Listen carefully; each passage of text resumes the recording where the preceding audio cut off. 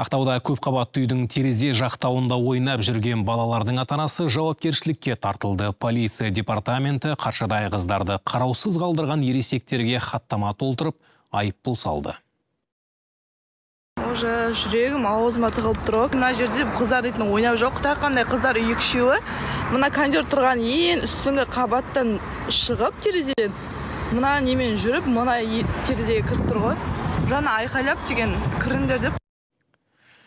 Көшеде кетіп бара жатқандардың жүрегін ұшырған оқиға Ақтаудағы Атакент тұрғын үй кешенінің жоғары қабатында болған. 4-5 жастағы кішкентай 3 қыз 10-шы қабаттағы пәтердің терезесіне шығып ойнап жүр.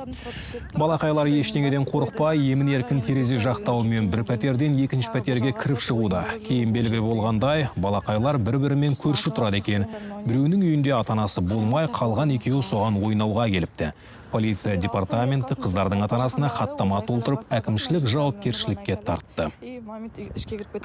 Оқиға орнына бірден полиция қызметкерлері, яғни ювеналды полиция инспекторлары жіберілді. Балалардың ата-анасына қатысты Қазақстан Республикасының әкімшілік құқық бұзушылық туралы кодексінің 127 бабы 1 бөлігі бойынша әкімшілік хаттама жасақталды. Кәмелетке толмағандармен және олардың ата-аналарымен осындай жағдайда алдағы уақытта жол бермес үшін профилактикалық әңгіме жүргізілді.